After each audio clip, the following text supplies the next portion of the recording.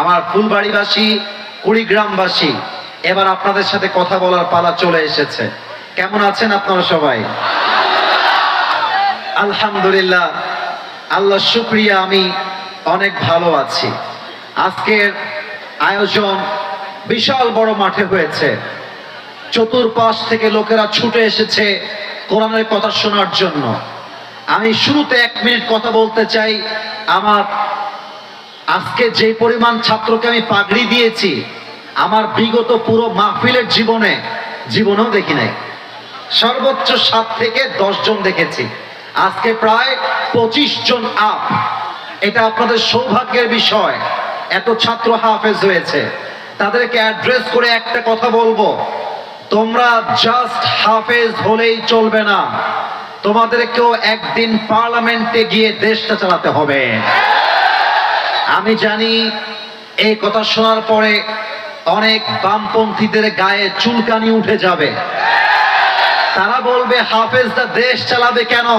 তারা জাস্ট ইমাম হবে, মুয়াজ্জিন হবে, তারা জাস্ট খতিব হবে, মাদ্রাসা শিক্ষক হবে। আমি বলবো the time has changed totally now. এখনকার বাংলাদেশে ওইসব খ্যাত মার্কা কথা চলবে না। আমার দেশের হাফেজ মসজিদের মেম্বারে দাঁড়িয়ে খুতবাও দিবে, আমার দেশের আলেম সংসদ দাঁড়িয়ে দেশের জন্য বক্তব্য দেবে। 1 নাম্বার কথা আমার হাফেজদের জন্য। 2 নাম্বার কথা, আমি অধম, আমি নিজেও একজন কোরআনের হাফেজ। 12 বছরের আগে, প্রায় 13 বছর হয়ে গেছে মোটামুটি, আল্লাহ তাআলা আমাকে হাফেজ হওয়ার সুযোগ দিয়েছেন। আজকে অনেক ছাত্র পাগড়ি নিয়েছেন কিংবা নিয়েছো।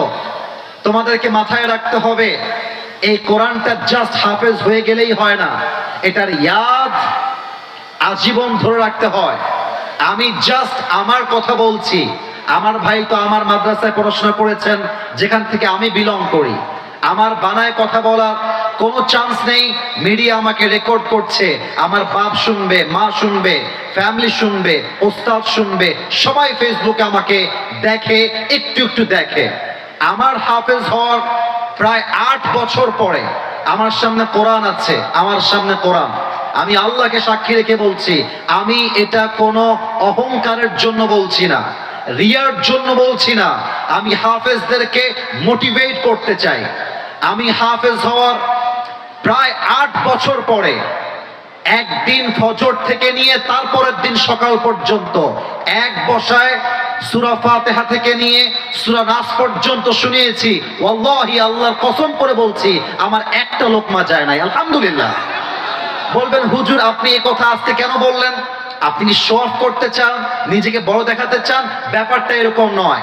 আমার কথা একটা, হাফেজ হয়ে যখন বের হয়ে যাবা, তেলাওয়াত করবা, নামাজের সুন্নত পড়ছো, তেলাওয়াত করবা, তাহাজ্জুদ তেলাওয়াত করবা, রাস্তায় হাঁটছো, তেলাওয়াত করবা। আমি যখন কাফিয়া জামাতে করতাম, আমি পুরো বাংলাদেশের যে বোর্ড পরীক্ষা, আমি বোর্ডে স্ট্যান্ড করেছি। 10 জনের মধ্যে আমার নামটা ছিল।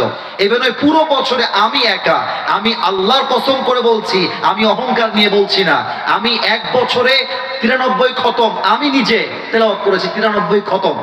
এখন বলবেন হুজুর এটাও কি সব? না, আমার কথা একটা, এরা যদি তেলাওয়াত ধরে রাখতে পারে, আমার বিশ্বাস মৃত্যুর আগ মুহূর্ত পর্যন্ত এরা কোরআনকে ভুলবে না। ঠিক কিনা বলে? 3 নাম্বার কথা, আমি হাফেজদের জন্য জাস্ট নয়, আমি এটা সবার জন্য বলবো। আমি জানি আমি এখন যে কথাটা বলবো, আগামীকাল চায়ের দোকানে এই কথার জন্য আমার বিরুদ্ধে সমালোচনা হবে। এটা আমি আগের থেকে জেনে বুঝে মেনে বলছি। আমি এটা বুঝেই বলছি। মাথায় রাখতে হবে, আগামীতে রাজনীতির হালাত দেশের আলেমদেরকে ধরতে হবে। এখন প্রশ্ন, হুজুর আমাকে অনেকে ফেসবুকে মন্তব্য লিখতো, আগে নানি বাড়ি বেড়াইতে যাইতাম, আমাকে বলতো আসিফ তোর ওয়াজ খুব ভাল লাগে, তোর ওয়াজে কোনো রাজনীতি নেই, তোর ওয়াজে কোনো রাজনৈতিক আলাপ পাওয়া যায় না। আবার মাঝে মাঝে দেখবেন অনেক বক্তা আমরা আছি, অনেক বড় বড় ব্যক্তি আমরা আছি। আমি আবারও বলছি, আমি যা বলছি উইথ মাই সেন্স, আমার জ্ঞান দিয়ে মেধা দিয়ে বুঝে বলছি, একটা কথাও আউট অফ নলেজ বলছি না, আউট অফ ইসলাম বলছি না, আউট অফ কোরআন বলছি না, আউট অফ হাদিস বলছি না। So please listen to me with full concentration. আমরা মাঝে মাঝে বলি আমি না ভাই রাজনীতি পছন্দ করি না, আমি না ভাই রাজনীতি করি না, আর ওইসবের মধ্যে আমি নাই। তুমি বেটা এত ভালো মানুষ হয়ে রাজনীতি করতে চাও না বিধায় আজকে এমপি দাঁড়াচ্ছে সুদখোর গাঞ্জাখোররা। এটা বুঝতে হবে। 2 নাম্বার কথা এই পয়েন্টে বলতে চাই, আপনারা সবাই নাম শুনেছেন আল্লামা দেলোয়ার হোসেন সাঈদী। আমি দোয়া করছি আপনারা জাস্ট একবার আমিন বলবেন, আল্লাহ ওনাকে জান্নাতুল ফেরদাউসের উঁচু মাকাম নসিব করো। উনি একজন জাস্ট আলেম ছিলেন না, উনি বরিশালের এমপি ছিলেন। এটা কয়জন জানে? এটা কয়জন বোঝে? এবার বলছেন আমি কেন বললাম এই কথা। 5 আগস্টের আগে আমি নিজে দেখেছি রংপুরে আমার মাহফিল বন্ধ হয়ে গেছে। কেন মাহফিল বন্ধ? আমক পাতি নেতা বলে দিয়েছে মাহফিল হলে খবর আছে সবার, হুমকি দিয়ে মাহফিল বন্ধ। এখন যদি আমার আলেম হয় এমপি, এখন যদি আমার ঘরের আলেম হয় ওসি, এখন যদি আমার ঘরের হাফেজ হয় একজন এসপি, এখন যদি আমার ঘরের আলেম হয় একজন মেয়র, পাতি নেতাকে ডাক দিয়ে বলবে এই বেটা এদিকে আয়, মাহফিল কুড়িগ্রামে হবে, ফুলবাড়িতে হবে, যে বাধা দিবে ওর পিঠের চামড়া একটাও থাকবে না। এই জন্য রাজনীতি করা দরকার। এখন বলবেন হুজুর খুব বকতেছেন, ভালোই লাগতেছে কথাবার্তা, কিন্তু কোরআনে যে রাজনীতি আছে এর দলিলটা কি? এরকম কিছু লোক আছে না, আছে না, আছে না? আমি আয়াত তেলাওয়াত করছি, ভালো করে বুঝবেন। আমি আয়াতটা জাস্ট দলিল হিসেবে দিচ্ছি। আউযু বিল্লাহি মিনাশ শাইতানির রাজীম। إن الله يأمركم أن تؤدوا الأمانات إلى أهلها وإذا حكمتم بين الناس أن تحكموا بالعدل. Allah says in this ayah, give people back what they deserve in their lives. And Allah says in this ayah, whenever you judge between people, you have to judge with justice. Allah বলছে শোনো, যখন তোমরা বিচার করবে ইনসাফের বিচার করবে, যখন তোমরা বিচার করবে তোমরা জাস্টিস পূর্ণ বিচার করবে। এবং আল্লাহ বলছেন যে যা পায় তাকে তা বুঝিয়ে দেওয়া, এটার নামই ইসলাম। ঠিক কিনা বলেন? আচ্ছা, এই আয়াতের সাথে রাজনীতির সম্পর্ক কি? এই আয়াতের সাথে পার্লামেন্টের সম্পর্ক কি? আমি একটু বুঝাই দেই। আগে প্রশ্ন করি, আগামীর সংসদ কোরআন দিয়ে চলবে, এটা কি চাই নাকি চাই না? এটা রেকর্ড হচ্ছে ক্যামেরায়, এভাবে আওয়াজ দিয়ে বললে হবে না। আগামীর পার্লামেন্টে কোরআন চাই কি চাই না? এবার এক্সাম্পল দেই, জাস্টিস কাকে বলে, ইসলামে ইনসাফ কেমন করে বোঝানো হয়েছে। আমি মাঝখান থেকে একজনকে দাঁড় করাবো। এই যে হলুদ পাঞ্জাবিওয়ালা ভাই, দাঁড়ান তো। আপনি হলুদ হলুদ, হ্যাঁ পাঞ্জাবি না, এটা মনে হয় মাশাআল্লাহ হুডি পরে আছে। আমার হলুদ হুডিওয়ালা ভাই, আমি এক্সাম্পল দিব ফুলবাড়িবাসী। আগে বলেন আমার ভাইকে দেখা যায়? এ কোন মরা লোক রে বাবা, দেখা যায়? মনে করেন তোমার নাম কি? সোহেল ভাই। আমার ওই পাশ দিয়ে নেমে যাচ্ছি, ওয়াজ শেষ করে আমার সামনে আসছে, এক্সাম্পল হিসেবে বলছি সোহেল হচ্ছে এই ফুলবাড়ির পাতি নেতা। এক্সাম্পল, উদাহরণ, যদিও বা সে আসলে নয়। তো আমাকে ওখানে গিয়ে বলছে কি হুজুর খুব রাজনীতি নাকি?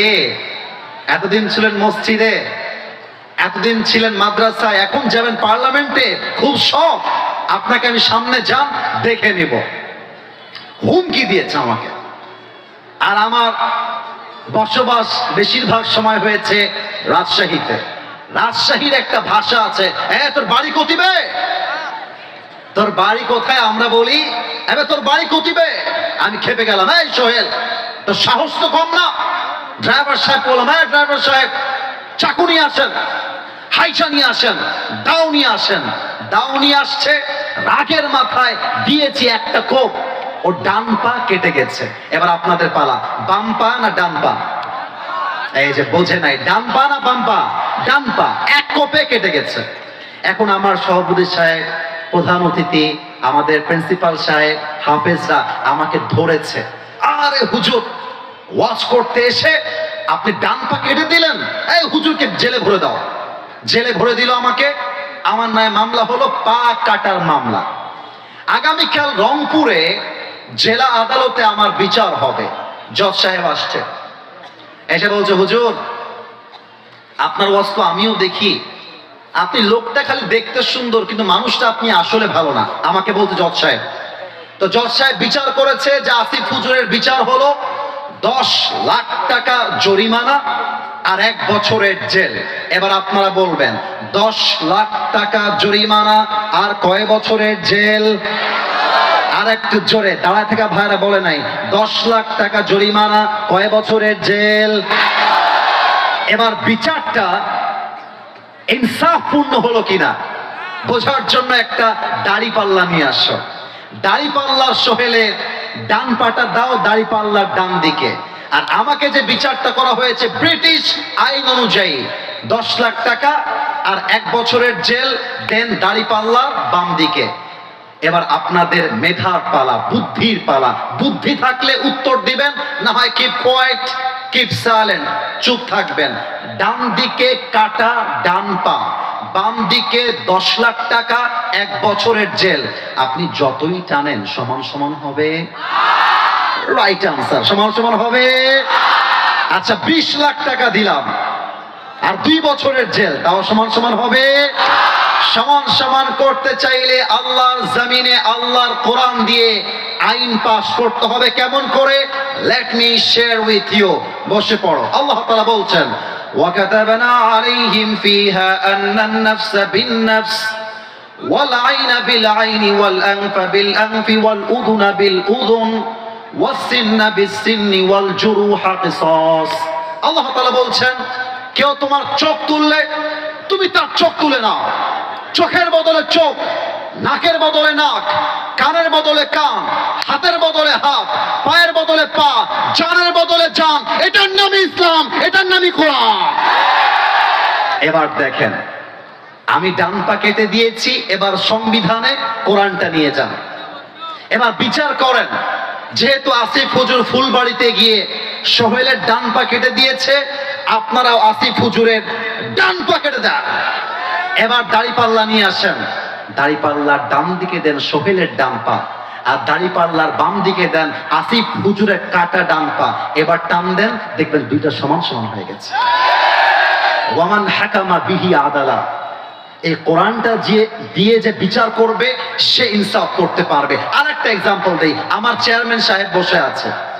চেয়ারম্যান সাহেব, don't take it otherwise, don't mind, I respect you from my heart. আমরা সবাই সম্মান ওনাকে করি কি করি না বলো? স্যার, ওনার একটা ছেলে আছে, আমি হলাম রিক্সাওয়ালার ছেলে।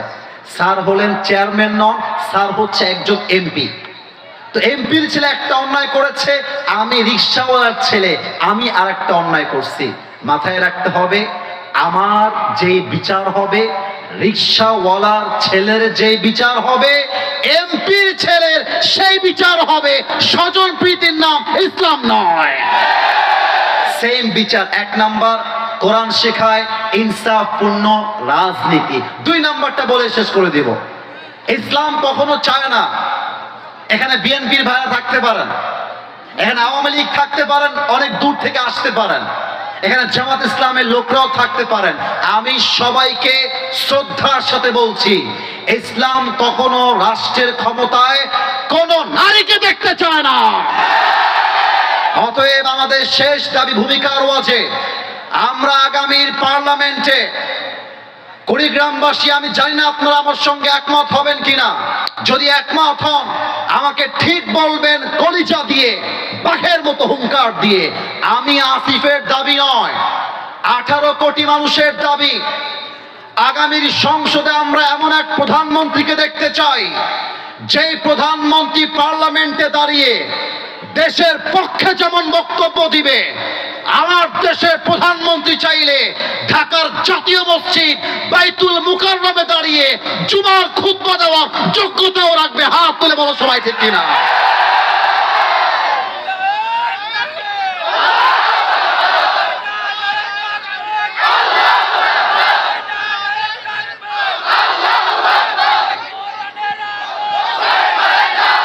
হবে না, আমার সাথে দেন, আমার সাথে নারায়ে তাকবীর। আপনাদের বউ আছে কার কার একটু দেখি তো। বউ আছে, আচ্ছা। you have your wife in your house, মাশাআল্লাহ। হাত নামা। এবার কপাল পোড়া হতভাগা যাদের বউটো কেউ নাই, সিঙ্গেল না, হাত তোলো সবাই। ক্যামেরাম্যান জলদি ফোকাস করো। হ্যাঁ, কারো বউ নাই? ইন্না লিল্লাহি ওয়া ইন্না ইলাইহি রাজিউন। আমি দোয়া করে দিই আজকের মাহফিলে, আল্লাহ যাদের বউ নাই সবাইকে দিনদার নেককার বউ দিয়ে দেওয়া, পড়েন সবাই আমিন। আমার ওয়াজে আমি মাঝে মাঝে মজা করে বলি, শীতকালে যার বউ নাই তার জীবনে কিছুই নাই। শীতকালে কম্বল দিয়ে শীত দূর হবে না, ল্যাপ দিয়ে শীত দূর হবে না, ঘরে ঘরে বউ দরকার। আব্বা বোঝে না, আব্বা বোঝে না। আব্বা বলে, এই তুই নিজের পায়ে দাঁড়িয়ে বিয়ে কর। আমি দেখলাম অনেক মায়েরা আসছেন, আমি দেখলাম অনেক বোনেরা আসছেন, মায়েদের কাছে আবদার রাখবো আমরা সবাই, আপনার মেয়েকে শিক্ষা দিবেন। তার জন্য গাঞ্জাখোর জামাই পারফেক্ট হবে না, দিনদার জামাই তার জন্য পারফেক্ট হবে। মেয়েরা গাঞ্জাখোর দেখলে ক্রাশ খায়। What is this? রুচি কি এত খারাপ হইতে পারে? একটা মেয়ের রুচি কি এত খারাপ হয়? আমার কাছে অবাক লাগে, পার্কে যত মেয়েরা প্রেম করে বেড়ায় তার 80% বোরকাওয়ালিরাই প্রেম করে বেড়ায়। বলো, বোরকা পড়লেই দেখলে মনে হবে यार ये तो अभी कभी जन्नत से भाग के दुनिया में आई है, কনফার্ম জান্নাতি মনে হয়। কিন্তু কিছু বোরকাওয়ালি আছে দেখবা একাই 4টা ছেলেকে নাকের ডগায় রশি দিয়ে এমনি এমনি ঘোরায়। অতএব আমি একটা কথা রাজশাহীর মাহফিলে বলেছিলাম, আমার বাবা ছিল, মা ছিল, আমার ছোট বোন ছিল, আমার নানা নানি সবাই ছিল। আমি ব্যর্থহীন কণ্ঠে বলেছি, আগামীর সংগ্রাম বিয়ের সংগ্রাম, আগামীর সংগ্রাম চরিত্র রক্ষার সংগ্রাম, আগামীর সংগ্রাম ব্রেকআপের সংগ্রাম। এবার কিন্তু ঠিকটা জোরে হয় নাই। মাথায় রাখতে হবে, যত প্রেম হবে বিয়ের আগে নয়, বিয়ের পরে বউয়ের সাথে প্রেম হবে। ঠিক কিনা বলো? আল্লাহ তুমি যুবকদেরকে বউ পাওয়ার তৌফিক দান করো, পরিষেবা আমিন। তোমাদের আমিনের যেই জোর, বিয়ে হয়ে যাবে, সমস্যা নাই। আচ্ছা, আমরা 3টে তাকবীর দিব। প্রথম তাকবীর দিবেন বিবাহিত ভাইরা, দ্বিতীয় তাকবীর দিবেন আমার প্রিয় সিঙ্গেল ভাইরা। Let's check it, who is more powerful, কার গায়ে শক্তি বেশি আজকে প্রমাণ হয়ে যাবে। বিবাহিত যারা এসেছেন, আমাদের গ্রুপের বিবাহিত ভাইরা একটা কাশি মারেন। আমি দেখতে চাই কাদের গায়ের জোর আসলে কত বেশি, আমি নাম্বার দিব। বিবাহিত ভাইরা, সিঙ্গেলরা চুপ থাকবা কিন্তু। বিবাহিত ভাইরা, নারায়ে তাকবীর। 50 এর বেশি হবে না। এটা কোনো তাকবীর হইল মিয়া? আপনার তো আমার ইজ্জত খেয়ে ফেলবেন আজকে। বিবাহিত ভাইরা, আমি আরেকবার চান্স দিও বিবাহিত ভাইদেরকে। বিবাহিত ভাইরা তাকবীর দেন, লিল্লাহি তাকবীর। 55, এর বেশি সম্ভব না। এবার সিঙ্গেলদের পা, সিঙ্গেলরা কাশি মারো। দেখা যাক কারা জিতে। সিঙ্গেলরা তাকবীর দাও, নারায়ে তাকবীর। বিবাহিত ভাইরা আমাকে চিরজীবনের জন্য ক্ষমা করে দেবেন। আজকে সিঙ্গেলদের আশেপাশেও বিবাহিতরা ভিড়তে পারে না, এটা কিনা বলো? মনে অনেক জ্বালা তো, বউ নাই। আল্লাহ যুবকদের স্লোগান কবুল করে, পড়ে সবাই আমিন। প্রিয় ভাইরা আমার, আর কোনো ভাগাভাগি নেই, সবাই মিলে তাকবীর দিবেন এমন জোরে এইবার যে আসিফ হুজুর সহ সবাই স্টেজ ভেঙে নিচে পড়ে যাবে। দেখা যাক, কাশি দেন সবাই এবার, আমার সাথে দেন। এবার হাতটা তুলতে হবে সবাইকে। Raise your 2 hands and follow my hands. আমাকে দেখেন, আমি আগে এমন করে তুলেছি, এবার আমার হাত দেখেন মুষ্টিবদ্ধ করছি। ওকে, জাস্ট লাইক দিস, এভাবে। এবার হাতটা নিচে নান হালকা, এভাবেই। আমি বলবো লিল্লাহি তাকবীর, হাত উঠবে, আল্লাহু আকবার। আমি বলবো আল কোরআনের আলো, হাত নিচে। আপনারা বলবেন সংসদে জালো, হাত উঁচুতে। দেখা যাক আপনারা পারেন কিনা। নারায়ে তাকবীর। আল কোরআনের আলো, আবার ঘরে ঘরে কেন রে? সংসদে জালো। ওকে, আরেকবার। আল কোরআনের আলো, আল হাদিসের আলো, কোরআন হাদিস যেখানে, আলেম ওলামা যেখানে, কুড়িগ্রামবাসী যেখানে, আল্লাহ যেন কবুল করে, পড়ার সময় আমিন।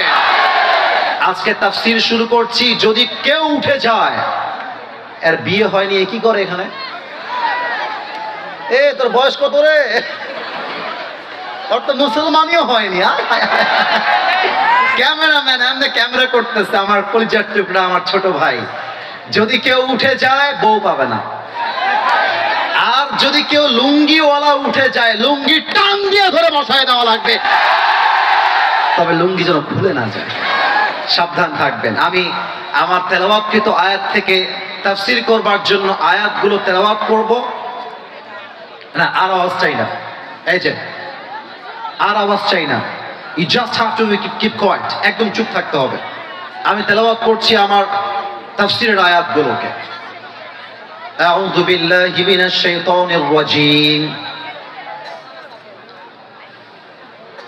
এই ছেলেপেলে, কি ভালোবাসাটাকে উইকনেস মনে হয়? তাহলে কেন কথা বলছো তোমরা? আরে বামে কথা বলে কে? মানে ভালোবেসে কথা বলছি, হাসি খুশি, মেজাজটা গরম করে দিবা, এটাই নিয়ম নাকি? চুপ থাকো। আমাকে দেখতে পাইলেও চুপ থাকতে হবে, না পাইলেও চুপ থাকতে হবে। দেখা ইজ নট ইম্পর্টেন্ট, বোঝা, মানা এবং জীবনে অ্যাপ্লাই করা ইম্পর্টেন্ট, ঠিক না বলো? আর একটা কোনো আওয়াজ চাই না ভাই। আমি আপনার পায়ে হাত রাখলাম, জান আমি কোনো অহংকারী মানুষ না ভাই, বিশ্বাস করেন। আমি হাসি খুশি মানুষ। আমার হাসি খুশি মনটাকে খারাপ করে দিবেন না। আমি চাই আজকের মাহফিলটা জাস্ট কুড়িগ্রামে শেষ হবে না, আগামীকাল ফেসবুকে, ইউটিউবে যাবে। আজকের মাহফিলটা পুরো দেশে একটা ঐতিহাসিক মাহফিল হয়ে যাবে। আসুন আমরা তাফসীর শুনি। আউযু বিল্লাহি মিনাশ শাইতানির রাজীম। কুল লা ইউসিবানা ইল্লা মা কাতাবাল্লাহু লানা। 10 নম্বর পারা, সূরা আত-তাওবা। Allah says in this ayah, whatever I have decided for you will must happen. আল্লাহ বলছে, বান্দা তোমার কপালে আমি আল্লাহ যা লিখে রেখেছি এটা অবশ্যই হবে। And whatever I have not decided for you will never happen. আমি যা লিখে রাখি নাই তা কখনো হবে না। পারতপক্ষে ভাগ্যে যাই লেখা থাকুক, ভালো হোক কিংবা মন্দ হোক, এই পুরো তাকদীরের ব্যাপারটা, এই সব ক্ষমতা এক সত্তার হাতে। বলেন সবাই, তিনি কে? আল্লামা ইকবাল রাহমাতুল্লাহি আলাইহি, যার কথা আমার এই আয়াত শুনলে পড়লে মনে পড়ে যায়। পাকিস্তানের একজন টপ ফেমাস উর্দু শায়ের, ওনার লেখা উর্দু কবিতা কেউ যদি বুঝতে পারে, এই দেখেন গায়ের পশম দাঁড়িয়ে যাবে, এত চমৎকার কথা। আমি তার একটা কবিতা অ্যাড করতে চাই এই আয়াতের সাথে তর্জমাকে বোঝাবার জন্য। আমি আশা রাখবো উর্দু বললেই বাংলা আপনারাই বুঝে যাবেন, আমাকে ট্রান্সলেট হয়তো বা করতে হবে না। আল্লামা ইকবাল লিখেছেন, जो नसीब में है वो कभी छिन नहीं सकता और जो नहीं है वो कभी मिल नहीं सकता। जो चला गया उस पर सब्र आ जाएगा और जो आएगा उस पर शुक्र आ जाएगा। रब की फैसले अकल से तोले नहीं जाते। मेरे दोस्त, दिल से सुनना होगा, फिर भी मैं कह रहा हूं दिल से सुनना होगा। रब की फैसले अकल से तोले नहीं जाते, ये दिल के यकीन से समझे जाते हैं। जो बुरा वक्त है वो भी लिखा हुआ है, जो अच्छा वक्त है वो भी लिखा हुआ है। अगर तुम कहते हो कि अगर मेरे नसीब में बुरा वक्त आएगा तो मैं क्या करूंगा, और मैं तुम्हें कहता हूं खुदा पर यकीन रखो, बुरा वक्त ही कभी नहीं आएगा। আল্লামা ইকবাল লিখেছেন, কপালে লেখা জিনিস হারিয়ে যায় না, আর কপালে যা লেখা নাই হাজার চেষ্টা করলেও কেউ তা দিতে পারে না। খারাপ সময়টা লেখা আছে, ভালো সময়টা লেখা আছে। মানুষ চিন্তা করে খারাপ সময় নিয়ে, বাট আল্লাহ বলছে ওয়ালা তাহিনু ওয়ালা তাহজানু ওয়া আনতুমুল আ'লাউনা ইন কুনতুম মুমিনিন। Never lose hope, never be frustrated. হতাশ হয়ে যেও না, নিরাশ হয়ে যেও না। যদি তোমার ঈমান তাজা হয়, তুমি হবা শ্রেষ্ঠ বিজয়ী মানুষ, সে কিনা বলে। এ হচ্ছে আমার 1 নম্বর আয়াত, যা কপালে লেখা আছে তা হারিয়ে যাবে না। সেকেন্ড আয়াত, সূরা বাকারা 286 নম্বর আয়াত, লা ইউকাল্লিফুল্লাহু নাফসান ইল্লা উসআহা। Allah doesn't change anybody. Allah doesn't test anybody beyond their power. আল্লাহ বলছেন, আমি কখনো আমার বান্দার কষ্টকে তার সাধ্যের বাহিরে চাপাই দেই না। যে যেই পরিমাণ নিতে পারে আমি আল্লাহ তাকে সেই পরিমাণ দেই। অনেক ছেলে পেলে আছে ছ্যাঁকা খেয়ে বেকা হয়ে যায়, মদ খেয়ে বেড়ায়, মাদকের নেশায় আসক্ত হয়ে যায়। আমাকে চেয়ারম্যান সাহেব বললেন যে হুজুর, অনেক যুবক মাদক খায়, মাদকে আসক্ত, নেশায় আসক্ত। আমি বলবো বেশিরভাগ যুবকের ক্যারিয়ার নষ্ট হয়েছে চরিত্রহীন মেয়ের জন্য। বলো ঠিক আছে কিনা? 1 নাম্বার কথা যুবক ভাইরা মাথায় রাখবা। আমি জানি এই কথা তোমরা বুঝবা আমার কথা খুব ভালো করে। কোন মেয়ের জন্য ছ্যাঁকা খেয়ে বেকা হওয়া যাবে না।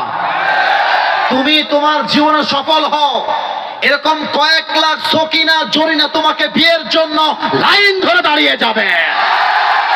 Allah doesn't test anybody beyond their power, beyond their capacity, beyond their capability.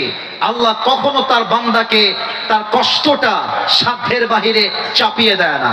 সর্বশেষ আয়াত, وَمَن يَتَوَكَّلْ عَلَى اللَّهِ فَهُوَ حَسْبُهُ. Whoever trusts in Allah subhanahu wa ta'ala, Allah is sufficient for him. যে ব্যক্তি সুখে দুঃখে আল্লাহকে ভরসা করে, আল্লাহ বলছে আমি একাই তার জন্য যথেষ্ট হয়ে যায়। সুবহানাল্লাহ পড়বেন না তো সবাই? এই হচ্ছে আমার তেলাওয়াতকৃত 3টি আয়াত এবং তার তরজমা এবং সারাংশ কথা বলে দেই, তারপরে আমি তাফসীরে প্রবেশ করতে চাই। সারাংশ কথা, আমাদের জীবনে যত বিপদ আসুক, যত কষ্ট আসুক, ভেঙে যাওয়ার কোনো কারণ নাই। মাথায় রাখতে হবে, রাখে আল্লাহ, মারে কে? মারে আল্লাহ, রাখে কে? এবার আসুন আমরা হাদিসে যাই। কুড়িগ্রামবাসী বেয়াদবি নেবেন না, একটা কথা বলেই ফেলি। আমি তো কুড়িগ্রামের ভাষা জানি না, আমার ভাষার মতো আমি কথা বলছি। বেয়াদবি নেবেন না, জিজ্ঞেস করছি আমার কথা কি বোঝা যায়? একটু বললে ওয়াজটা আরো ভালো করে করা যায়। বোঝা কি যায়? আচ্ছা আপনারা বলেন তো, আমার নবীর সবচেয়ে কাছের কলিজার টুকরা মেয়ে কি নাম ছিল তার? কে বলতে পারে? তো এত আস্তে বললে তো কলিজায় আঘাত লাগে, আপনারা ভয় পান কেন? আরে কুড়িগ্রাম মানে আমার ভালোবাসা, আর কুড়িগ্রাম মানুষ ভালোবাসা আতিক হুজুরকে, ঠিক না বলে? ভয় নাই। আবার কবে দেখা হবে আল্লাহ ছাড়া কেউ জানে না।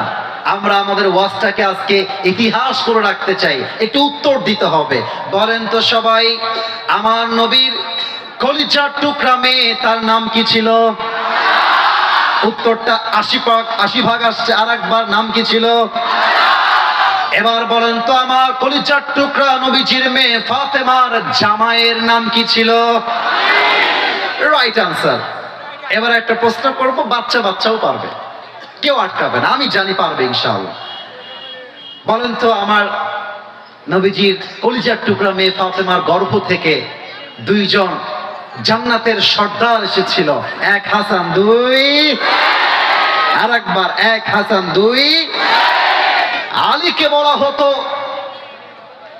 তোমরা এই যে গ্রামের চাচাতো ভাইরা, গ্রামের চাচাতো ভাই, এই যে নতুন বোঝে না, আরে বেটা ড্রোন উঠছে, ড্রোন উড়ুক না, ওদেরকে এমনি এমনি হাই করতেছে, দরকার নাই তো।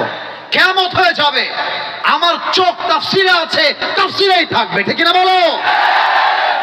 আমি যেন উপরে তাকাইতে না দিই কাউকে, আমার চোখে চোখ রাখেন। আলীকে বলা হতো আসাদুল্লাহি আল গালিব।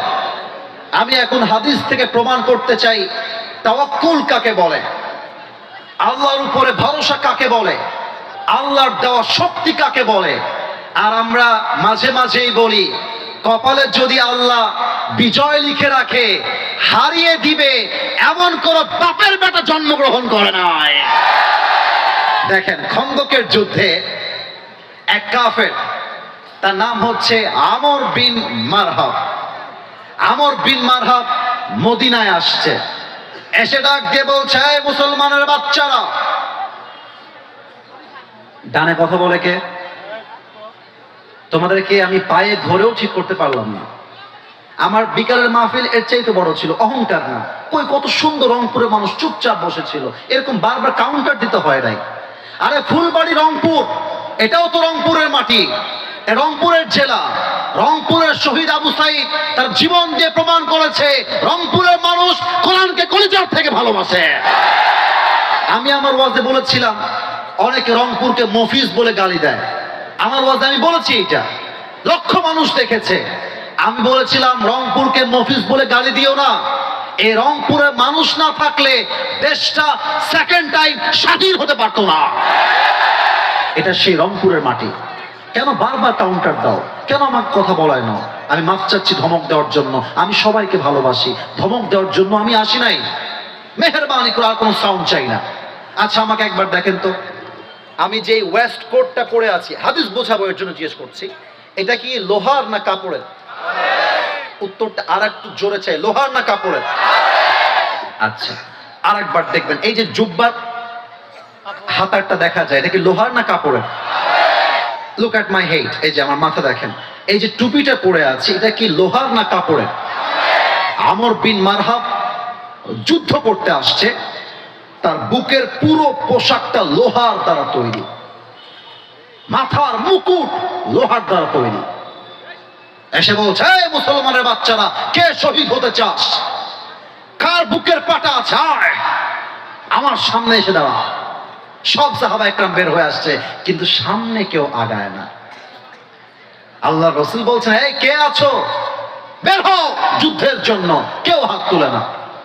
আলীর বয়স সবচেয়ে কম, আমাকে একটু দেখবেন, আলীর মাথাটা নিচু, হাতটা উঁচু। বলছে, ইয়া রাসূলুল্লাহ ফাআযানলি বিল মুশারাকা, give me just one chance. আমি যাব, আমাকে চান্স দেন। কথা কি বোঝা যায়? আল্লাহ রাসূল বলছেন, আলী ইজলিস ফাইন্নাকা লা তাযালু হাদীথা সিন্নি, ইয়া Ali sit down, sit down, বসো বসো বসো। আরে তোমার বয়স কম, এখানে কত বয়স্ক সাহাবীরা আছে, কেউ হাত তুলে নাই, বসো।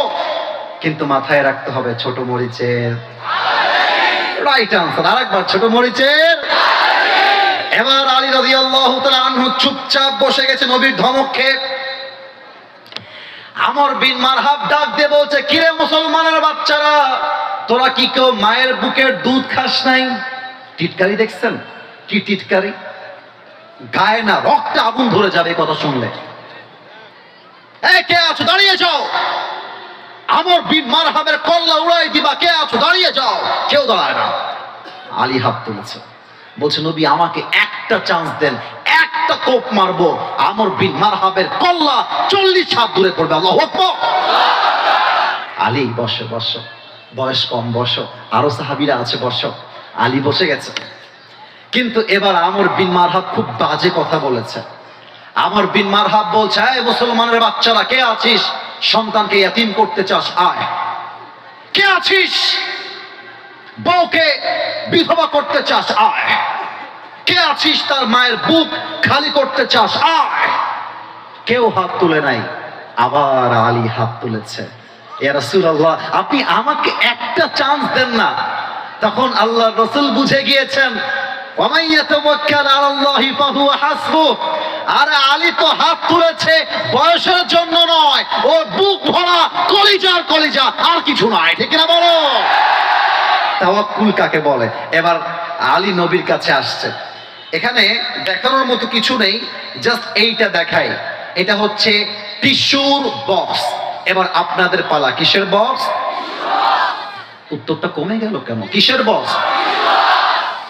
একটা মিনিটের জন্য ভাবেন যে এইটা কোনো টিস্যুর বক্স নয়, এটা হচ্ছে বিশাল লম্বা একটা তরবারি, নাম হচ্ছে জুলফিকার। আলী এদিকে আসো, এই নাও তোমার জুলফিকার, যুদ্ধে নেমে পড়ো। এবার রাসূল একটা মারাত্মক বাক্য বললেন, ইযহাব ফাইনাল্লাহা মাআকা, গো and remember one thing, Allah is with you forever. Ali যাও, মাথায় রাখবা কেউ থাকতে না পারে, বাট তোমার সাথী একজন। বলেন তো তিনি কে? এত আস্তে বললে হয়? একবার শাহাদত আঙ্গুলি উত্তোলন করে বলেন তিনি কে? এবার আলী দৌড় দিয়ে আমর বিন মারহাবের সামনে দাঁড়িয়ে গিয়েছে। এই হাদিস বোঝাবার জন্য আমি একটু পেছনে গেলাম। আমার দুই হাত দেখবেন আমি উঁচু করছি, এইটার নাম হচ্ছে সামিয়ানা। এটার নাম কি আনা? সামিয়ানা। এত উঁচুতে যদি আমি দেখতে চাই, আমি এমন করে দেখলে ক্লিয়ারলি দেখতে পাবো না, আমার চোখটা দেখবেন, আমার চোখটা এমন করে উঠাইতে হবে। তো আমর বিন মারহাব হাইটে এত লম্বা যে তাকে দেখার জন্য আলীর চোখটা এমন করে রাখলে হবে না, চোখটা এমন করে তুলতে হবে। আর আলীর হাইট এত ছোট যে আমর বিন মারহাব আলীকে দেখতে চাইলে মাথাটা নিচু করে দেখতে হবে, এত লম্বা। তো আলী দাঁড়ায় গেছে আমর বিন মারহাবের সামনে। মাদ্রাসার ছাত্ররা খুব ভালো করে বুঝবেন কথাটা। যখন কোন যুবককে বলা হয় মান আনতা আইয়ুহাল গোলাম, এর মানে হচ্ছে যুবককে আমরা টিটকারি করছি আরবি ভাষায়। মান আনতা আইয়ুহাল গোলাম। আমর বিন মারহাব বলছে, এই বাবু তোমার বাড়ি কোথায়? আলীকে বলছে, এই বাবু তোমার বাড়ি কোথায়, তুমি কে? আলীর গায়ে আগুন ধরে গেছে। আরে বেটা তুই কারে বাবু বলিস রে? তাও রাগ কন্ট্রোল করেছে, বলছে আনাল্লাযী সাম্মাতনি উম্মি হায়দারা, আমি হলাম সেই যুবক যে যুবককে তার মা নাম দিয়েছে হায়দারা। এমন এক সিংহ, এমন এক বাঘ, যখন সে শিকার করতে যায়, শিকারকে শিকার না করা পর্যন্ত তার আক্রমণ, তার অ্যাটাকটা কমে যায় না। তার নাম হায়দারা, আমি হলাম সেই যুবক। আল্লাহু আকবার। এবার আমর বিন মারহাব একটা মুচকি হাসি দিয়েছে আর টিটকারি মেরে বলছে, ও আচ্ছা আচ্ছা, তোমার নাম হায়দারা? আরে বেটা তোর আসল নাম কি তাই বল। কথা স্টাইলটা বুঝবেন। টিটকারি মারছে আলীকে, এই তোর আসল নাম কি তাই বল। তো আলী বলছে ইসমি আলী, আমার নাম হলো আলী। এবার আমর বিন মারহাব অবাক হয়ে গেছে, বলছে আলী? ও আচ্ছা আচ্ছা, তুমি কি আলী বিন আব্দুল মুত্তালিব? এই তুমি কি আব্দুল মুত্তালিবের ছেলে? বলছে না, আনা আলী বিন আবি তালেব। আমি আব্দুল মুত্তালিবের ছেলে নয়, ওটা আমার দাদা, বাপের নাম আবু তালেব। বলছে ও হো ভাতিজা, তুমি তোমার ভাতিজা হও, তোমার বাপ তোমার বন্ধু লাগে। এই ভাতিজা, আমি হলাম তোমার চাচা। আমি চাচা হয়ে তোমার মতো বাচ্চার গায়ে হাত তুলি কেমনে? যাও যাও যাও, ওই যে আমাদের হুজুর বলো না, সোনামণি নতুন নতুন, যাও যাও যাও। এবার কিন্তু আলী আর রাগকে কন্ট্রোল করতে পারে নাই। আলী বলছে, তুই কাকে বাচ্চা বলিস? আয় না, আয়, একবার যুদ্ধ করে দেখ, একটা কোপ মারবো তোর কল্লা তার দেহ থেকে আলাদা হয়ে যাবে। আল্লাহু আকবার। এবার আমর বিন মারহাব বলছে, ঠিক আছে তাই তো, আয় মার আমাকে। কিন্তু এবার আলী রাদিয়াল্লাহু তাআলা আনহু একটা চমৎকার দামি কথা বলেছেন। এটা বলার পূর্বে আমি আমার কুড়িগ্রামবাসীকে একটা প্রশ্ন করতে চাই, লজ্জা পাবেন না, দিল থেকে উত্তর দিবেন, ভয় পাবেন না। আমাদের শহীদ আবু সাঈদ 5 আগস্টের আগে যখন বের হয়েছিল, এই আমাকে উত্তর দিবেন জোরে, নয় আমি বুঝবো আপনারা স্বৈরাচারের পক্ষ হয়ে কাজ করছেন। আমি উত্তর চাই। শহীদ আবু সাঈদ কি রাস্তায় বের হয়ে কাউকে আগ বাড়িয়ে গুলি করেছিল? আর একটু জোরে বলেন। কাউকে চাকু দিয়ে আঘাত করেছিল? কারো কল্লা উড়াই দিয়েছিল? কাউকে মেরে শেষ করে দিয়েছিল? আমার ভাইয়ের দাবি কোটার সংস্কার চাই। আমার ভাই তো কারো গায়ে হাত তোলে নাই, আপনারা তার বুকে গুলি মারলেন কেন? এটার দ্বারা শিক্ষা, মুসলমান কাউকে আগ বাড়িয়ে মারতে চায় না, বাট মুসলমানকে কেউ মারতে আসলে মুসলমান সেই কালো হাত ভেঙে গুড়িয়ে দেয়। শহীদ আবু সাঈদ যখন জীবন দিয়েছিল, তার বুকের গুলি তার গায়ে লাগে নাই, এটা 18 কোটি তাওহীদ জনতার কলিজায় গিয়ে আঘাত করেছিল, ঠিক কিনা বলো? আলী বলছে, আমর বিন মারহাব, আমি তোকে মারতে পারবো না, আগে তুই আমাকে অ্যাটাক করবি, and then I will defense attack, তোর মারার পরে আমি মারবো, আয় মা। এবার দেখেন আমর বিন মারহাব কেমনে মেরেছে। আমার সামনে টেবিল তো, না হয় আরো ভালো করে বুঝাই দিতাম, জাস্ট এক্সাম্পল দিচ্ছি বোঝাবার স্বার্থে। এইটা হচ্ছে দুই পা, Amr bin Marhab two legs are attached together, দুইটা পা একসাথে করেছে, এটা যুদ্ধের কৌশল। আর তরবারিটা জাস্ট লাইক দিস, এমন ভাবে রেখেছে, একটা লাফ দিয়েছে। আর তরবারিটা লাফ দেওয়ার পরে এইখান থেকে পেছন থেকে নিয়ে দেহের সমস্ত শক্তিকে উজাড় করে আলীর ডান কাঁধে একটা আঘাত করেছে। আর আলী তা জুলফিকার তুলে বলছে, হাসবুনাল্লাহু ওয়া নি'মাল ওয়াকিল, নি'মাল মাওলা ওয়া নি'মান নাসির। যে আঘাতে আলীর দেহটা দুই টুকরো হয়ে যাবে, তাওয়াক্কুল কাকে বলে? আঘাতটা আলীর জামা পর্যন্ত স্পর্শ করতে পারে না। এত আস্তে সুবহানাল্লাহ পড়লেন, আরেকবার পড়েন, আরেকবার পড়েন। একবার সুবহানাল্লাহ পড়বেন, জান্নাতে একটা গাছের মালিক হয়ে যাবেন। এক গাছের মালিক হয়ে গেছেন, আরেকবার পড়েন। আরেক গাছের মালিক, আরেকবার পড়েন। খালি পড়বেন সুবহানাল্লাহ, আলহামদুলিল্লাহ, লা ইলাহা ইল্লাল্লাহ, আল্লাহু আকবার। জান্নাতে গিয়ে দেখবেন আপনার জন্য প্রাসাদ আর হাজারো গাছ জান্নাতে পড়ে আছে। সুবহানাল্লাহ পড়বেন না আপনারা? এবার আমর বিন মারহাবের কলিজা ধুক ধুক ধুক ধুক ধুক ধুক করতে শুরু করেছে, কারণ আমি তো মেরে কিছু করতে পারলাম না, এবার তো আমার পা। আলী বলছে, Amr bin Marhab, get ready, it's my turn, ready হয়ে যা, এবার তোকে আমি দেখে নেব। Ali just two step back, পেছনে আসছে, two legs are attached together, দুইটা পা একসাথে করেছে, একটা লাফ দিয়ে জুলফিকারটা তুলে আলী বলছে, নারে তাকবীর, আল্লাহু আকবার। একটা আঘাত দিয়েছে, আমর বিন মারহাবের লোহার পোশাকটা ভেঙ্গে চুরে পুরো দেহটা এক কোপে দুই আফখান হয়ে ছিটকে জমিনে পড়ে গিয়েছে। আল্লাহু আকবার। টেবিলটা সামনে না থাকলে আরো ভালো করে বুঝাই দিতাম। আমি সরি, আমি হাদিসটা বোঝাতে চাই ভাষা দিয়ে নয়, অভিনয় করে। আমার জুতা কি একটু হলো দেখা যায়? সরি সরি, আমি জিজ্ঞেস করছি, সরি, দেখা যায়? আমর বিন মারহাবের লাশটা কেটে একটা এই পাশে আর একটা এই পাশে, আলীর বুকের পাটা দেখেন। আরে বেটা, মুসলমানদের বিজয় হওয়ার জন্য কয়েক হাজার লাগে না, একটা অমর হলে এনাফ হয়ে যায়। এক লাথি মেরে মেরে দুইটা দেহকে এক জায়গায় করছে আমর বিন মারহাবে। আর পায়ের জুতা আমর বিন মারহাবের বুকে রাখছে। আলী বলছে, এই বেটা, কাইফা তুকাতিলুনি আনতা তা'বুদু হাজারান ওয়া আনা আব্দু রাব্বি মুহাম্মদ, তুই আমাকে মারবি কেমন করে? আমি হলাম রবকে তাওয়াক্কুলকারী আর তুই হলি মূর্তির পূজারী। মাথায় রাখবি, পাথর পূজারী, মূর্তি পূজারী, কাফের, বেঈমান, নাস্তিক, মুরতাদ মুসলমানদের একটা চুল পাকা করবার ক্ষমতা রাখে না। নবীর কাছে গিয়ে বলছে, নবী হে, কাম তামাম, খালাস। নবীজি বলছে, আলী মাথায় রেখো, তুমি যখন আঘাতটা করেছো, এই আঘাতটা তোমার গায়ের শক্তি নয়, তোমার হৃদয়ের ঈমান আর তাওয়াক্কুল তোমাকে কাফেরের বিরুদ্ধে বিজয় লাভ করতে দিয়েছে। ঠিক না বলো? এবার দুই হাত তোলেন সবাই, কেউ যেন বাদ না যায়। সবাই দুই হাত তোলেন। আমি কেন দুই হাত তোলালাম? একটু হাতটা উপরে রাখেন। আমি মাফ চাচ্ছি হাত তোলাবার জন্য। আমি এসেছি 10:35 পরে, 10:40, এখন বাজে 12:10 কাছাকাছি। প্রিয় ভাইয়ারা আমার, প্রায় 1 ঘন্টা 35 মিনিট হলো এসেছি, 12টা বেজে পার হয়ে গেছে। বাট আমার মন চাচ্ছে আরো কয়েক মিনিট ওয়াচ করি। আপনাদের পারমিশন চাই, যাবে নাকি যাবে না? দোয়া হবে না ওয়াচ চলবে?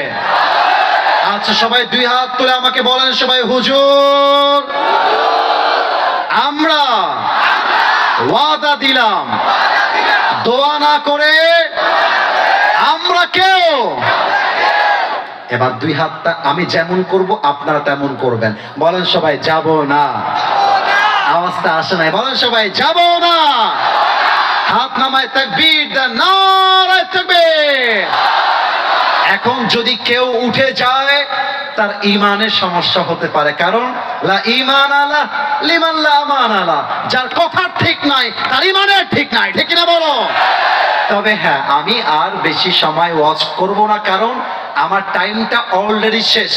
যেহেতু আমি কয়েকটি আয়াত তেলাওয়াত করেছি, আর একটা আয়াত নিয়ে কথা বলেই শেষ হয়ে যাবে।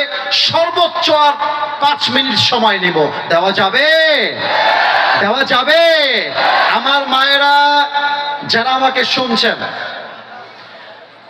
কথাকে বলছে ভাই আমার কথা বলো না, সময় শেষ, কথা বলো না, আমি বুঝে গেছি। কিন্তু আমার তো মনে হয় যেমন ভাবে মানুষরা তাকায় আছে, রাত 12টা শুধুমাত্র নয়, আমার তো মনে হয় ফজর পর্যন্ত ওয়াজ হলে বসে বসে সবাই ওয়াজ শুনবে, ঠিক না বলে? আমার মাদের জন্য একটা মেসেজ দিয়ে যায়, আম্মা জান, মা যদি চরিত্রহীন হয়, মেয়ে কিন্তু চরিত্রহীন হয়ে যায়। একজন মেয়ের চরিত্রহীন হওয়ার পেছনে 90 ভাগেরও বেশি তার মা দায়ী থাকে, ঠিক না বলো? প্রত্যেকটা মা বোনকে বলবো, শিক্ষা নেন। আজকে আমার হাফেজরা পাগড়ি নিয়েছে, আপনার সন্তান কোনো গায়ক হবে না, নায়ক হবে না, আপনার সন্তান হবে একজন কোরআনের হাফেজ সন্তান, ঠিক না বলে? 2 নাম্বার মেসেজ আমার বোনদের জন্য, মায়েদের জন্য নয়। বোনদেরকে আমি বিনয়ের সাথে আবদার করব, যেহেতু আমার সময় কম, বলে দিয়ে দোয়া করে দিয়ে যাই। বোন আমার, বোরকা পরার সময় টাইট ফিটিং বোরকা নয়, আপনাকে ঢিলা ঢালা বোরকা পরতে হবে। 3 নাম্বার কথা, টিকটকে নেচে নিজের ইজ্জতকে নষ্ট করা যাবে না।